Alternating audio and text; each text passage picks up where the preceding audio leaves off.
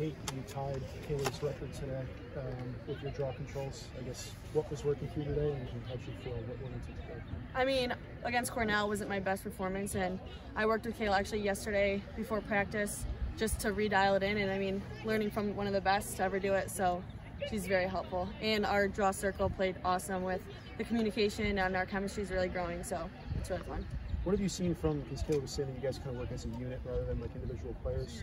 How have you guys all kind of stepped up since Emma has gone off this season? We have a few like extra draw meetings before games, and we're just really on the same page with our scout and how we're going to adjust to based off their adjustments when we're dominating. So just being on the same page, we also regroup before every draw just to talk about the last draw, what went well, what didn't, just keep building off each draw the whole game. What did you think you didn't do well against Cornell that you worked on and improved on in this game? I just think it was more mechanical for me. I was getting away from the basics, and Kayla just reminded me like back to the basics because that's how we dominate, and I think it really helped me today.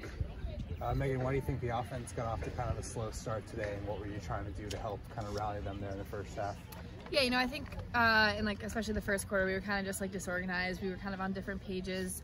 Weren't really attacking the cage as much as we wanted to, so moving forward throughout the game, just kind of actually attacking their defense opposed to just making those passes or flips like across the 8 was definitely a huge adjustment for us moving forward. Yeah, and what was said at halftime amongst the offensive players, and who did you really see step up and carry in that second half? Yeah, like, and at halftime, you know, we're kind of just like, we're not playing our best, we're not playing who we want to play, so kind of just step up basically was their message in halftime. Then, you know, we had like people like Peyton and Liv came out and they played awesome for us. Sav also played, you know, like people just stepped up, and that's all we needed to propel us this win. For you, Kate, how helpful is it? Obviously, the role of a head coach is to be in charge of a whole team, but you say you got a lot of one-on-one time recently with Kayla Trainer. How important is that? Obviously, she got it done at a high level here at Syracuse, and now, you know, whether it's on the offensive end or in the draw circle, you can go to her and she can answer your questions because, well, she did it at a really high level here. How important is that for you as a player to know you can reach out to her and get the answers? I think it's awesome, Kayla being our coach, and just she's very engaged in everything across the board the whole game, and it's really amazing to be coached by one of the best, and she's really insightful and helpful for me, and it's definitely helping our team and our success at the draw. How much of a home game did this feel like to you guys, and what was it? I mean, it's outside. That's probably not very typical. Weather's not great. Yeah, not great. You know, what was that adjustment like? This still technically being a home game, not having to travel. Have you played here before? No, I haven't.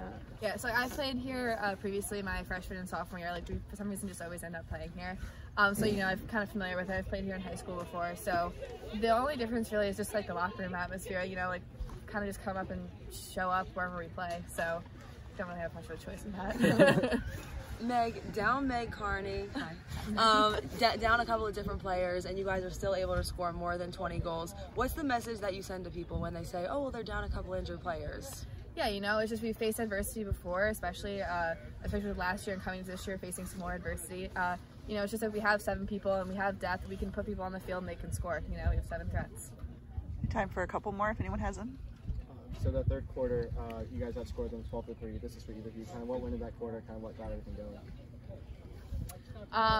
You know, offensively, you know, Kate helped us out a ton. You know, we were winning a bunch of draws, and being able to push that momentum, especially off those transition goals for us, that was huge momentum for us. So that was kind of a game changer for us on offense. People were stepping up, taking nice shots, and, you know, just attacking the defense. And the coaches also put a big emphasis on when we score, like we need to win the next draw control and build momentum, and I think in the third quarter we really did that today. Kate, this is a question about Meaghan. So, you know, when the team, you know, isn't like clicking in the first half like that, but you have a player like Meaghan Tyrrell, like, what is that like for you guys?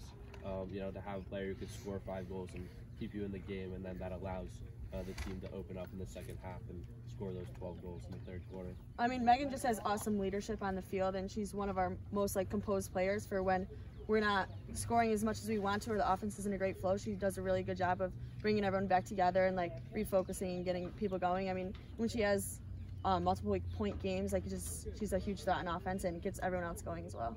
Kate, where do you feel you've grown the most this year as a draw specialist? I know that you've seen a couple different people in the draw circle.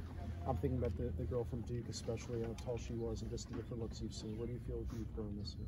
I think this year I've just been more confident in myself and winning the ball and pushing over the 30, and just creating that transition. And I think this game, everyone coming over with us, and Sarah, who's a defender, she's also coming over and pushing that transition. I think as a unit, we're just doing a really great job of winning and pushing over for transition.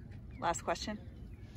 Anyone? You know, you guys said that you were kind of, you know, scoring a lot in the first half. I know we've talked a lot about Emily recently, record this, record that, but she really lit it up in the third quarter. It was a big reason why you guys started to pull away. Just tell me, you know, outside of everything she's done for the program, what she did specifically in the third quarter, which really opened the whole offense up, and this is for either of you. You know, especially when, you know, we have people in face guards, being able to get them touches is huge for us. So when she's touching the ball in her face guard, you know, she has a 1v1 matchup. So being able to have her take that 1v1 matchup and either feed out of it or have a great shot off of it is something that definitely was a momentum change and something she definitely helped us out with in the third quarter.